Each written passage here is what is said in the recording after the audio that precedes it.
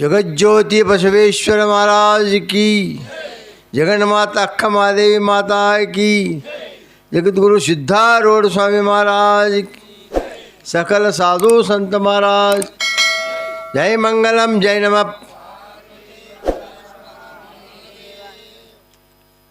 ಇಷ್ಟು ಹೇಳೋಣ ತಾಳೆ ಮಂದಿ ಹಿಂಗೆ ಬಾಯಿ ಗಚ್ಚ ಹೇಳ್ಕೊತಾರ ಸಂಜೆ ಐತೆವ ಬೇಡ ಹೇಳ್ನು. ಯಾಕಂದ್ರೆ ಶಿವನಾಮವನ್ನು ನುಡಿಯದ ಬಾಯಿ ಫಿಲ್ಟರ್ ಬಾಟ್ಲಿದ್ದಾಗ ಬಚ್ಚಲ ಕುಣಿ ಅಂತೆ. ಶಿವ ಧ್ಯಾನವನ್ನು ಮಾಡದ ಮನುಜ ಹಾಲ ದೇಗುಲಂತೆ.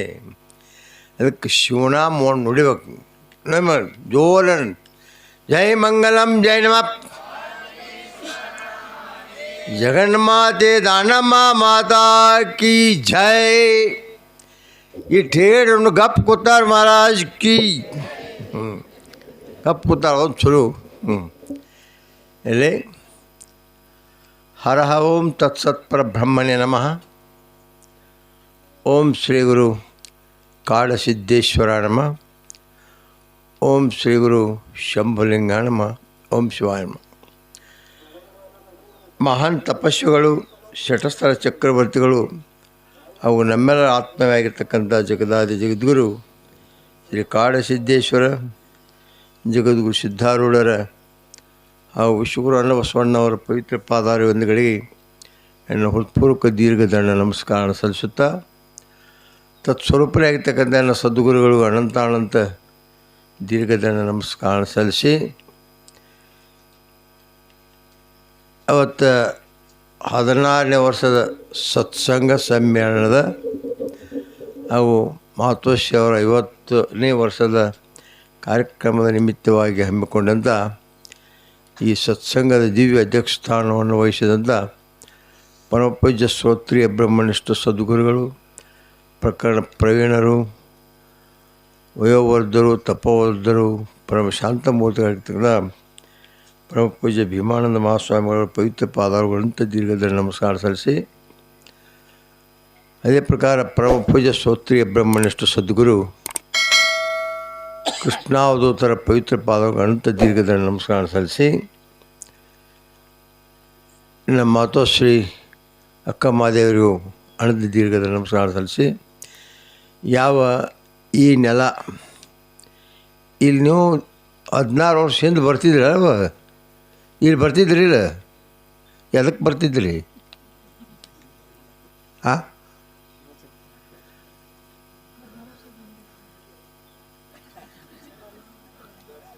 ಬರ್ತಿದ್ರಿ?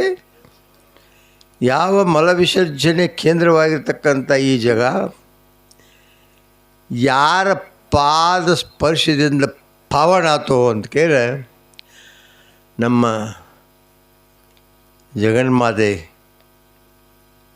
ಈ ಆಶ್ರಮದ ಅಧಿಪತಿಗಳು ಪರಮಶಾಂತ ಮೂರ್ತಿಗಳಿರ್ತದ ಅಕ್ಕ ಮಹಾದೇವರ ಒಂದು ಶರಣ್ಯರು ಮೆಟ್ಟಿದ ಧರೆ ಪಾವನ ಎಂಬಲ್ಲಿ ಇಂಥ ಒಂದು ಕ್ಷೇತ್ರ ಕೂತದ.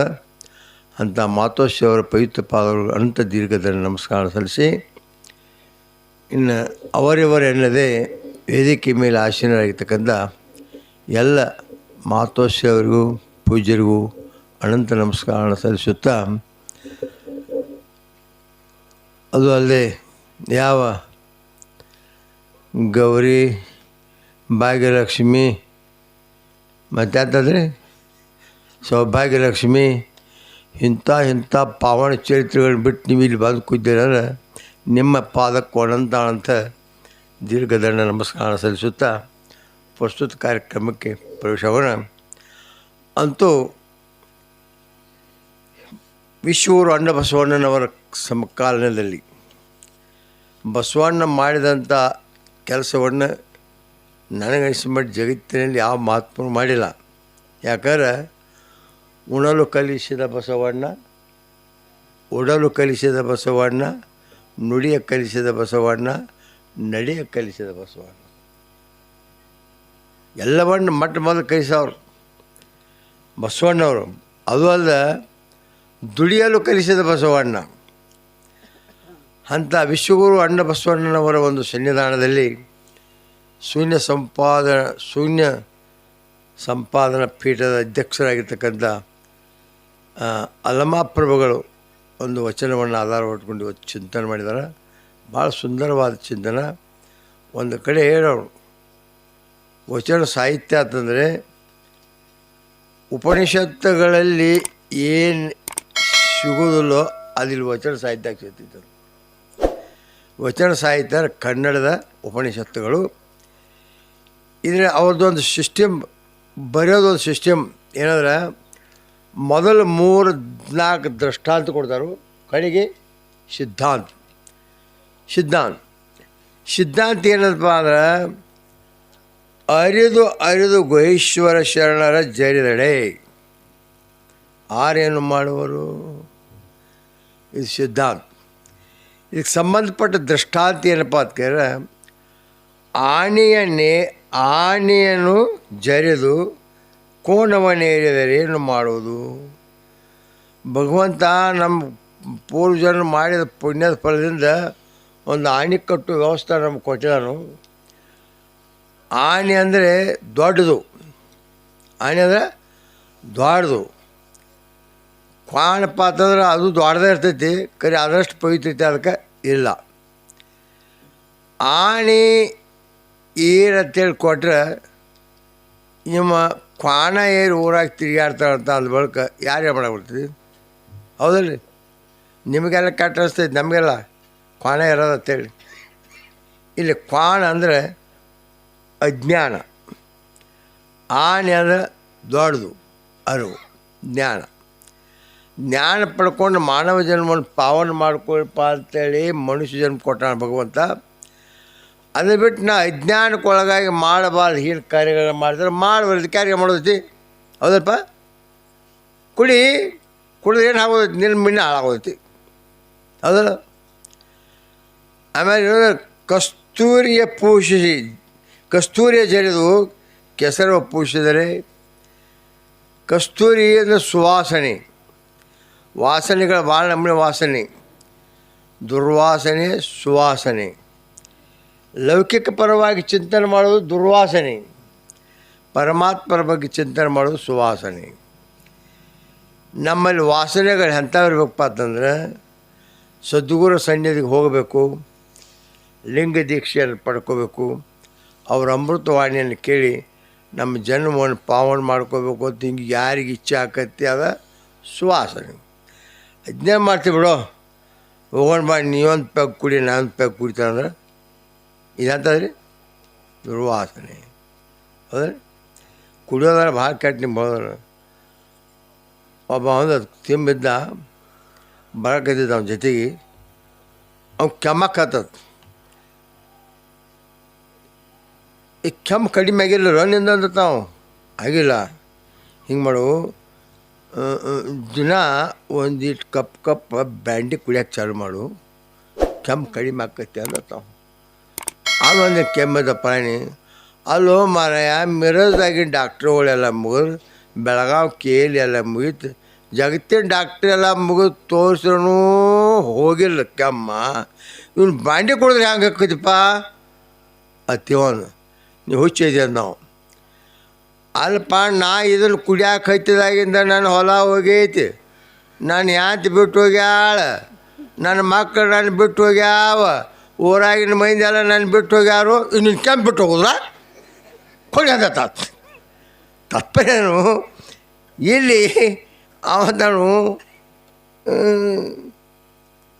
ಅತ್ಯಂತ ಪಾಯಸವನ್ನು ಉಂಡು ಸಂತೋಷ ಆಗಿರಪ್ಪ ಅಂತ ಹೇಳಿದ್ರೆ ನೀವು ಶರೀರ ಕೂಡ ಘಟನಾಗಿ ಬೀಳ್ತಂತ ನಮ್ಮ ನೋಡೋದು, ಹೌದರಿ? ಮತ್ತು ನಿಮ್ಮನ್ನೊಂದರ ಎಲ್ಲ ಪಾಪಗಳೊಳಗೆ ದೊಡ್ಡ ಪಾಪ ಯಾವಪ್ಪ ಅಂದರೆ ಮದ್ಯಪಾನ. ಹೆಂಗಂತ ನೀವು ಅದನ್ನು ಶುದ್ಧವಾದ ಹಣ್ಣಿನ ರಸದಿಂದ ತಯಾರು ಮಾಡ್ತಾರೆ, ಅದೇ ಮಾಂಸಾಹಾರಿ, ಹೌದಲ್ರಿ? ಕೊಳಕ್ಕೆ ಬೆಲ್ಲ, ಜಾರಿ ತೊಟ್ಟಿ, ಕಳ್ಳಿ ಕೊರಿ ಹಾಕಿ ನೆನೆ ಇಟ್ಟಿರ್ತಾರೋ, ಅದನ್ನು ಬರೋದು ಕಡ್ಕಂತೈತೆ. ಅದು ಶರೀರ ಕುಡಿದವ್ರು ಮುಯ್ತು ನೋಡಿ ಕುಡಿತಕ್ಕ ಮಜಾ ಹೋಗ್ತಾರೆ, ಕುಡಿಯೋವ್ರು ಮುಯ್ತು ನೋಡ್ಬೇಕು, ಶಿವಾನಂಬ ಬೇಡ ಅದು, ಆದರೂ ಕುಡಿತಾರೆ ಅವರು, ಹೌದಲ್ರಿ? ಅಂದೊಮ್ಮೆ ಎಲ್ಲ ಪಾಪಗಳಿಗೆ ಮೂಲ ಯಾವುದಾ ಅಂತ ಚರ್ಚೆ ನಡೀತು ಅಕ್ಬರ್ ಸಂಸ್ಥಾನದಾಗ. ಇದಕ್ಕೆಲ್ಲದಕ್ಕೂ ಮೂಲ ಕಾರಣ ಮದ್ಯಪಾನ. ಎಲ್ಲ ಪಾಪಗಳಿಗೆ ದೊಡ್ಡ ಪಾಪ. ಅದ್ಯಾಂಗ ನನಗೊಂದು 3 ತಿಂಗಳು ಟೈಮ್ ಕೊಡ್ರಿ ಅಂತ ಬಿರಬಲ್ಲ. ಒಂದು 4 ಕಮಾನುಗಳದ್ದು ಒಂದು ಗೇಟ್ ತಯಾರು ಮಾಡಿದ. ಒಂದು ಕಮಾನದಾಗ ಮಾಂಸ ಇಟ್ಟ, ಒಂದು ಕಮಾನದಾಗ ರೊಕ್ಕ ಇಟ್ಟರು, ಒಂದು ಕಮಾನದಾಗ ಒಬ್ಬಕ್ಕೆ ವೇಶ್ಯ ಸ್ತ್ರೀನಿಟ್ರು, ಒಂದು ಕಮಾನದಾಗ ಒಂದು ಶರೀರ ಬಾಟ್ಲಿ ಇಟ್ರು. ನೇಮ್ ಇಡ್ತಾರೆ, ರಾಜನ ಭೇಟಿ ಆಗಕ್ಕೆ ಯಾರು ಹೋಗ್ತಾರೋ ಅವ್ರಿಗೆ 4 ಪೈಕಿ ಇದನ್ನು ಸೇವನೆ ಮಾಡಿ ಒಳಗೆ ಹೋಗ್ಬೇಕಂತ ಹಿಂಗಿತ್ತು ಮಂದಿ. ಅವಾಗ ಒಬ್ಬ ಸಾಧು ಬಂದ. ಮೊದಲ ಮಾಂಸದ ಕಡೆ ಹೋದ. ಅದು ನೋಡಿ ಛೆ ಪಾಪಂ, ನನ್ನ ಸುಖಕ್ಕಾಗಿ ಅನ್ಯ ಪ್ರಾಣಿಗಳು ಕೊಲ್ಲೋದ್ರ ದೊಡ್ಡ ಪಾಪ. ಮಾಡಿದವ್ರ ಪಾಪ ಆಡಿದವ್ರ ಬಾಯಿ ಬರ್ತೈತಿ. ಅದಕ್ಕೆ ಮಾಂಸ ಭಕ್ಷಣೆಯನ್ನು ಮಾಡಬಾರ್ದು.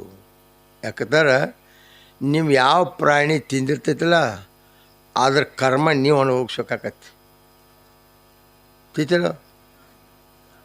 ಅದಕ್ಕೆ ನೀವು ನೋಡ್ಬೇಕಾರೆ ನೀವು ಕೋಳಿ ಯಾರು ಸಾಕಿದಾರೆ ಇದ್ರಾಗ ರೀ. ಆ ಕೋಳಿ ಏನು ಮಾಡ್ತೀವಿ ಗೊತ್ತಲ್ರಿ, ಸಾಕಿದವ್ರ ಮನ್ಯಾಗ ತತ್ತಿ ಹಾಕ್ತೈತಿ. ಎದ್ರಿಗಿನ ಮನ್ಯಾಗ ಹೋಗಿ ಎದ್ರಿಗೆ ಮನ್ಯಾಗ ಹೋಗ್ತೈತಿ. ಯಾವ ಬೇಕೋದು ಯಾವ್ದು ಕೋಳಿದ ನಮ್ಮ ಮನ್ಯಾಗ ಹೇಳ್ತೈತಿ, ಅದು ಮಾಡಿ ಹೋಗಿಬಿಡ್ತೈತಿ. ಅದು ಅಂದರೆ ಕೋಳಿ ತಿನ್ನೋನ ಮನಸ್ಸು ಹಂಗಾಕತಿ. ಏನು ಮಾಡಿದಾನು, ತನ್ನ ಮನ್ಯಾಗ ಕಚ್ಚಿ ಸಾತ್ ಬಿದ್ದಿರ್ತೀವಿ, ಎದ್ರ ಮನ್ಯಾಗ ಸುದ್ದಿನ ಮಾತಾಡೋದು. ಅದಕ್ಕೆ ಮಾಂಸ ತಿನ್ನಬಾರ್ದು, ಪಾಪ, ಮಹಾಪಾಪ. ಬಸವಣ್ಣವ್ರು ಹೇಳಿದರು, ಅಹಿಂಸೆ ಪರಮೋ ಧರ್ಮ, ದಯವೇ ಧರ್ಮದ ಮೂಲ ಅಂತ ಹೇಳಿದರು. ಕೊಲ್ಲಬಾರ್ದು ಅಂದ, ಬಿಟ್ಬಾರ್ದು. ಇಚ್ಚಕ್ಕೆ ಬಂದ. ಬಂಗಾರದ ನಾಣ್ಯ ತಳ ಹೊಳ್ಯಾಕತ್ತಿದ್ದು. ಗಪ್ ತೊಗೊಂಡು ಹೋಗ್ಬೇಡ ನಾವು ಆಗಿದ್ರೆ ಮತ್ತೊಂದು ಆಸೆ ಕಟ್ಟಾಗಿ ಬರ್ತಿತ್ತು ಹೋಗ್ತಿತ್ತು. ಅವೇನು ಮಾಡಿದವ, ಛೆ ಇನ್ನೊಬ್ಬರ ಹಣ ಮುಟ್ಟಬಾರ್ದು. ಬಸವಣ್ಣವ್ರು ಹೇಳ್ಯಾರ, ಪರಸ್ತ್ರೀ ಪರದನೆ ಎಂಬ ವ್ಯಾಮೋಕ್ಕ ಅಂಜುವೆ ಅಲ್ಲ. ಇದು ನನ್ನ ಹಣ ಅಲ್ಲ, ಇದು ಮುಟ್ಟಬಾರ್ದು ಅಂದ. ಮುಂದೆ ಹೋದ. ಅಲ್ಲಿ ಸುಂದರ ಒಬ್ಬಕ್ಕೆ ವೇಷಸ್ತ್ರೀ ಇಳಿದ್ರು. ನೋಡಿದ, ಓಹೋ ಪರಸ್ತ್ರೀ ಮಹಾಪಾಪ ಅನ್ನೋ, ಮುಟ್ಟಬಾರ್ದು. ಆಕೆ ನೋಡ್ರೆ ಪಾಪ ಹತ್ತೈತೆ ಎತ್ಕೊಂಡು ತಾಯಿ ಸಮಾನ ತಗೊಂಡು ನಮಸ್ಕಾರ ಮಾಡಿ ಹೋದ. ಈಚೆಗೆ ಬಂದ. ಎಲ್ಲಿ ಬಂದ ಬಾಟ್ಲಿಗೆ ಬಂದ. ನೋಡಿದ, ಇದೇನು ಶುದ್ಧ ಹಣ್ಣಿನ ರಸದಿಂದ ಮಾಡಿರ್ತಾರೆ, ಇದ್ರಾಗ ಏನು ಪಾಪ ಇಲ್ಲ ಪುಣ್ಯ ಇಲ್ಲ. ಒಂದು ಕಪ್ ಕುಡ್ದು ನೋಡೋಣ ನಾವು. ಒಂದು ಡೋಸ್ ಸರಿ ಭಾಳ ಮಜಾ ಇರೋದು. ಒಮ್ಮೆ ಕುಡಿದ್ರೆ ಇವು ಸರಿ ಕುಡಿತಾತ, ಮತ್ತೊಂದು ಕಪ್ಪಿಗೆ ಇವನು ಕುಡಿಯೋಕೆ ಚಾಲು ಮಾಡ್ತೈತತ್ತು. ತಿಳ್ರಿ, ಏನು 2 ಕಪ್ ಕಟ್ಟದ ಐ ಆಮ್ ದ ಕಿಂಗ್ ಅಂದ. ಇಲ್ಲಿ ಬಾಜುಕ್ಕೆ ಬಂದ. ವೇಷಾಸ್ತ್ರೀ ನೋಡಿದ, ಎಲ್ಲಿ ಪಾಪ ಎಲ್ಲಿ ಪುಣ್ಯ, ಭಗವಂತ ನನಗಾಗಿ ಸೃಷ್ಟಿ ಮಾಡಿದ, ನನ್ನ ನಡಿ ಅವಮಾನಲ್ಲ. ಆಮೇಲೆ ಈಚೆಗೆ ಬಂದ. ಬಂಗಾರ ರಾಣಿ ನೋಡಿದ, ಬೇಕಲ್ಲ ಮತ್ತು ಆಕಿನ ಸಮಾಧಾನ ಮಾಡ್ಬೇಕು, ರೊಕ್ಕ ಬೇಕು ಬೇಡ, ಎಲ್ಲ ನನ್ನೋದು ತೊಗೊಂಡ. ಇಲ್ಲಿ ಬಂದ. ಅಲ್ಲಪ್ಪ, ಒಂದು ಮೇಂಟೈನ್ ಮಾಡಕೊಂಡು ರಗಡಾಕತಿ, ಮತ್ತು ಇದನ್ನು ಮಾಡ್ಬೇಕಾದ್ರೆ ಶಕ್ತಿ ಬೇಕಲ್ಲ ಮ್ಯಾಗ. ತಿಂದ ಬಿಟ್ಟ. ಅದು ಏನು ನನಗಾತ್ರಿ, ಕಮ್ಮಾನ್ ಪಾಯಸ ತಿಂದು ಶಕ್ತಿ ಮಾಡ್ಕೊಂಡು ನೀನು ಹೊಲದಾಗ ನೀ ದುಡಿದ ಚಂದ ಇರಪ್ಪ ಅಂತ ಪಾಯಸ ಮಾಡೋದು ಬಿಟ್ಟಾನು. ಮತ್ತೇನು ಮದಿರ ಸರಿಯಾಗಿ ಕೊಡ್ತಾನೆ, ಯಾರಿಗೆ ಮಾಡಕ್ಕೆ ಬರ್ತೈತಿ? ಇಷ್ಟೆಲ್ಲ ದೃಷ್ಟಾಂತ ಹೇಳ್ತಾರೆ. ಉದ್ದೇಶ ಏನೈತಪ್ಪ ಅಂತೀರ, ನಿಂದ ಮಾಡೋದು ಮನುಷ್ಯರ ಸಹಜ ಸ್ವಭಾವ. ನಿಂದ ಮಾಡಬಾರ್ದು, ಯಾರೂ ನಿಂದ ಮಾಡಬಾರ್ದು. ನಿಜವೂ ಹೇಳಿದ್ರು, ನಿಂದಿಸಿ ನುಡಿಯದಿರು ಆರನು, ಯಾರ್ಯಾರು ನಿಂದ ಮಾಡಕ್ಕೆ ಹೋಗ್ಬಾರ್ದು. ಇನ್ನೊಂದು ಕಡೆ ಹೇಳಿದ್ರು, ಸಂಗತವಾಗಿ ಜೋಡಿಸಿ ಪೇಳಿದ ಉತ್ತರದ ಇಂಗಿತವನ್ನು ಅರಿತು ನಡೆಯುವರೇ ಬಲ್ಲವರು ಅಂತ ಹೇಳಿದಾಗ ಅದರೊಳಗೆ ದುರಿತದೊಳಗೆ ಅಧಿಕವಾಗುವುದು ನಿಂದ. ಕೆಟ್ಟದ್ರೊಳಗೆ ಅತಿ ಕೆಟ್ಟ ಯಾವಪ್ಪ, ನಿಂದ. ಯಾರನ್ನೂ ನಿಂದ ಮಾಡಬಾರ್ದು. ಇದಾಗ ಹೇಳವ್ರು, ರಾಜನಿಂದ ಶಿರಚ್ಛೇದನಂ, ರಾಜನಿಂದ ಶಿರಶ್ಛೇದನಂ, ಶಿವನಿಂದ ದರಿದ್ರತಾಂ, ಗುರುನಿಂದ ವಂಶಕ್ಷೇಮ, ತಸ್ಮಾತ್ ತ್ಯಜತ್ರಯಂ. ರಾಜ ಮಹಾರಾಜರ ನಿಂದ ಮಾಡ್ರೆ ನಮ್ಮ ಚಂಡ ನಮ್ಮ ಕುತ್ತಿಗೆ ಮ್ಯಾಲೆ ಇರ್ಬೋಲ್ಲ, ಹೋದ ಹೋಯ್ತಾರ ಅವ್ರು, ಹೌದಲ್ಲ, ಮಾಡಬಾರ್ದು. ಆಮೇಲೆ ಶಿವನ ನಿಂದ ಮಾಡಬಾರ್ದು. ಭಗವಂತ ನಮ್ಮ ಮಾಡಿದ ಪುಣ್ಯ ಪಾಪ ಕರ್ಮಕ್ಕನುಸಾರವಾಗಿ ನಿಮ್ಮ ಶ್ರಮಂತಿಗೆ ಬಡತನ ಕೊಟ್ಟಿರ್ತಾನೆ. ಅವನದೇನು ತಪ್ಪಿಲ್ಲ, ಏನು ತಪ್ಪಿಲ್ಲ.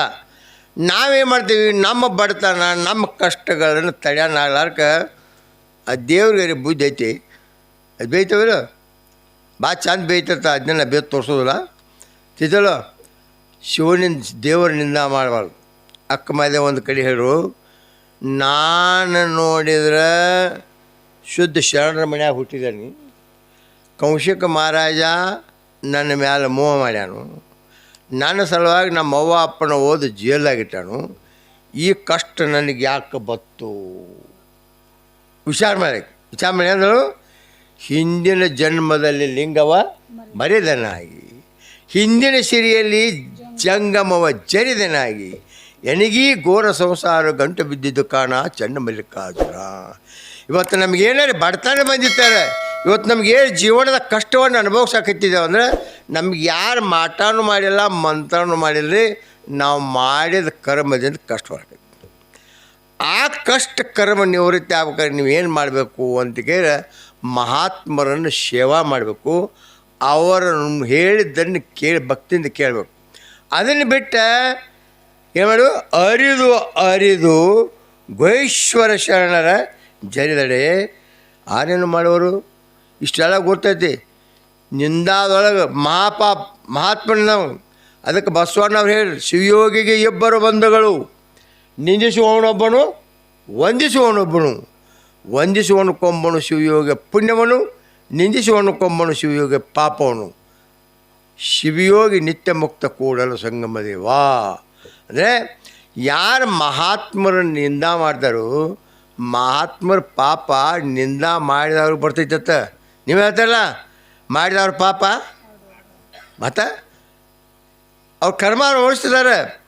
ನಮ್ಮನಿಂದ ಏನಕ್ಕೈತಿ, ನಮ್ಮ ಪುನರ್ಜನ್ಮ ಕಾರಣಕ್ಕೈತಿ.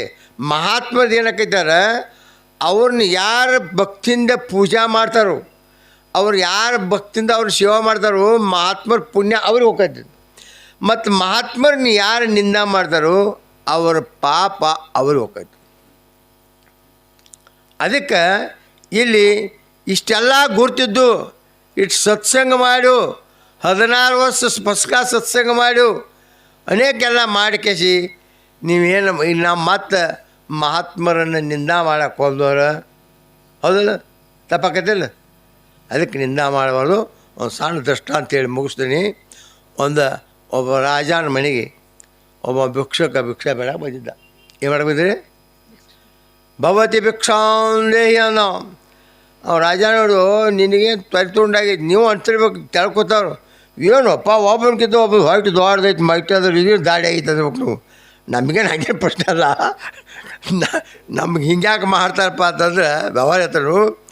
ಅವ ಸಾಧು ಬಂದಲ್ಲಿ ಭಿಕ್ಷಾಂದೇಹಿ ಅಂದ, ಅವ್ ಗಪ್ಪ ನೀಡ್ಬೇಕು ಮಾಡ. ಏನೋ ನಿನಗೇನು ತೊಂಡಾಗಿದೆ, ನಿನಗಲ್ಲ ಅವ್ರಿಗೆ ತೊಂಡಾಗಿದೆ, ಎಲ್ಲೇನು ಕಬ್ಬು ಹಚ್ಚಕ್ಕೆ ಹೋಗ್ಬೇಕಿಲ್ಲ, ಭಿಕ್ಷೆ ಹಾಕ್ಬಿಡ್ತೀವಿ ಅಂದಂದು. ಅವೇನು ಹೇಳಿದ್ರು ನಾವು ಭಿಕ್ಷಾಂದೇಹಿ ಏನ್ರಿ, ಭವತಿ ಭಿಕ್ಷಾಂದೇಹಿ ಅಂದ.